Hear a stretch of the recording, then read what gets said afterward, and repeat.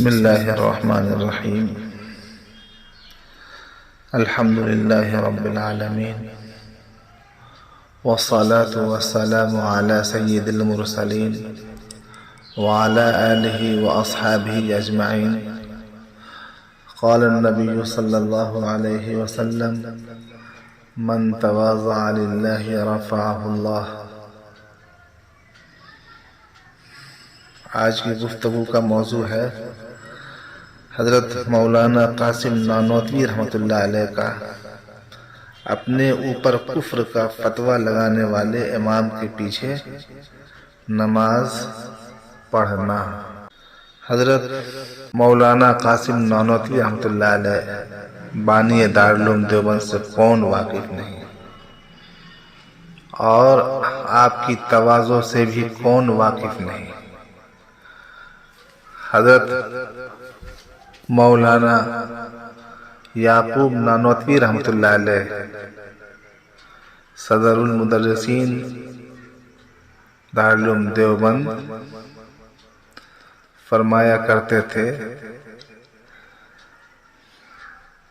کہ مولانا قاسم نانوتوی نے جتنا اپنے آپ کو مٹی میں ملایا، جتنا ہی اپنے آپ کو مٹی میں ملایا، اللہ تعالیٰ نے اتنی ہی ان کو شہرت عطا فرمائی۔ آج پورے عالم میں آپ کی قبولیت اور شہرت سارے عالم کے سامنے آشکارا ہے۔ صحیح اور سچ فرمایا نبی پاک صلی اللہ علیہ وسلم نے: من تواضع للہ رفعہ اللہ۔ جو اللہ کے لیے تواضع کرتا ہے، اللہ تعالیٰ اس کے مقام کو بلند فرماتے ہیں۔ حضرت قاری صاحب یعنی قاری طیب صاحب رحمۃ اللہ علیہ فرماتے ہیں: میں نے مولانا قاسم صاحب نانوتوی رحمۃ اللہ علیہ کا واقعہ سنا کہ دہلی کا قیام تھا۔ حضرت کے خدام میں سے چند مخصوص تلامذہ ساتھ تھے۔ حضرت شیخ الہند مولانا محمود حسن رحمہ اللہ، دوسرے شاگرد مولانا احمد حسن امروہوی رحمہ اللہ، حاجی امیر شاہ خان صاحب مرحوم، یہ بھی وہاں موجود تھے۔ مولانا احمد حسن صاحب رحمہ اللہ نے اپنے ہمجولیوں میں بیٹھ کر فرمایا کہ بھائی لال کنویں کی مسجد کے جو امام ہیں ان کی قرات بہت اچھی ہے، کل صبح کی نماز ان کے پیچھے پڑھ لیں۔ تو شیخ الہند نے غصے میں آ کر فرمایا کہ تمہیں شرم نہیں آتی؟ بے غیرت، وہ ہمارے حضرت کی تکفیر کرتا ہے، ہم اس کے پیچھے نماز پڑھیں گے؟ اور بڑا سخت لہجہ اختیار کیا۔ یہ جملے حضرت نانوتوی رحمۃ اللہ علیہ کے کان میں پہنچے۔ اگلے دن حضرت نانوتوی رحمۃ اللہ علیہ ان سب شاگردوں کو لے کر اسی مسجد میں صبح کی نماز پڑھنے کی خاطر پہنچے۔ اس امام کے پیچھے جا کر نماز پڑھی، سلام پھیرا۔ چونکہ یہ اجنبی تھے، نمازیوں نے دیکھا کہ ہے تو علماء صورت، تو پوچھا کون ہے؟ معلوم ہوا کہ یہ مولانا قاسم نانوتوی رحمۃ اللہ علیہ اور ان کے شاگرد شیخ الہند محمود الحسن اور مولانا احمد حسن محدث امروہوی رحمۃ اللہ علیہ ان کے تلمیذ ہیں۔ امام کو سخت حیرت ہوئی کہ میں رات دن انہیں کافر کرتا ہوں اور یہ نماز کے لیے میرے پیچھے آ گئے۔ امام نے خود بڑھ کر مصافحہ کیا اور کہا کہ حضرت میں آپ کی تحقیر کرتا تھا، آج شرمندہ ہوں، آپ نے میرے پیچھے نماز پڑھی حالانکہ میں آپ کو کافر کہتا رہا۔ حضرت نے فرمایا کوئی بات نہیں، میرے دل میں آپ کے اس جذبے کی قدر ہے، اور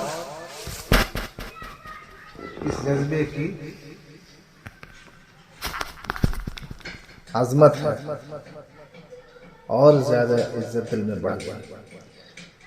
کیوں؟ اس واسطے کہ آپ کو جو روایت پہنچی کہ میں توہین رسول کرتا ہوں، رسول صلی اللہ علیہ وسلم کی توہین، تو آپ کی غیرت ایمانی کا یہی تقاضا تھا۔ ہاں البتہ شکایت اس کی ہے کہ روایت کی تحقیق کرنی چاہیے تھی، مگر بہرحال تکفیر کی بنیاد توہین رسول ہے، اور توہین رسول جو مسلمان کرے گا تکفیر واجب ہوگی، دائرہ اسلام سے خارج ہوگا۔ تو فرمایا کہ میرے دل میں آپ کی غیرت ایمانی کی قدر ہے۔ ہاں شکایت اس لیے ہے کہ ایک بار تحقیق کر لیتے کہ خبر صحیح ہے یا غلط، تو میں یہ عرض کرنے آیا ہوں کہ یہ خبر غلط ہے، اور میں خود اس شخص کو دائرہ اسلام سے خارج سمجھتا ہوں جو ادنا درجہ میں بھی نبی کی توہین کرے، اور اگر آپ کو یقین نہ آئے تو آپ کے ہاتھ پر ابھی اسلام قبول کرتا ہوں۔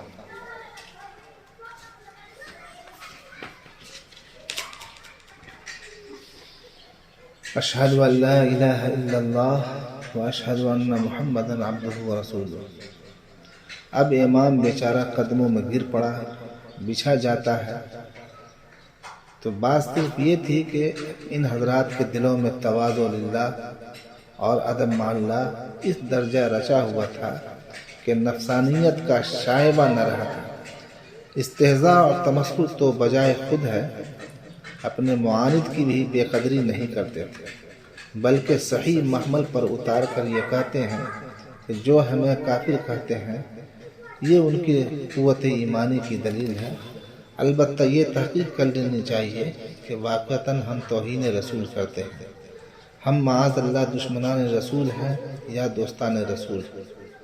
اس کی تحقیق ان کو واجب تھی، بلا تحقیق حکم نہیں لگانا چاہیے۔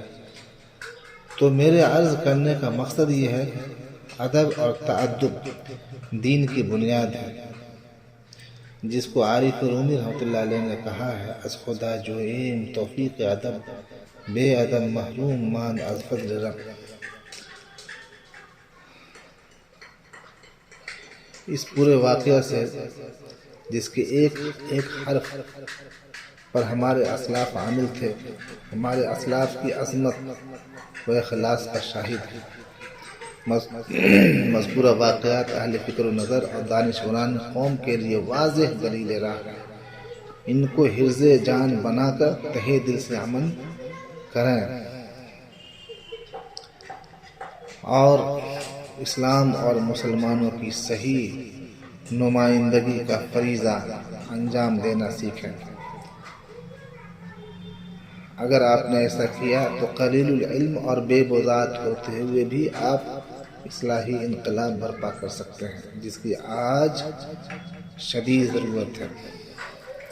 اے کاش اکابر و اسلاف کی علمی و اصلاحی زندگی کا عشیر بھی ہمارے اور ہمارے علماء و بزرگان دین کو نصیب ہو جائے۔ آمین یا رب العالمین۔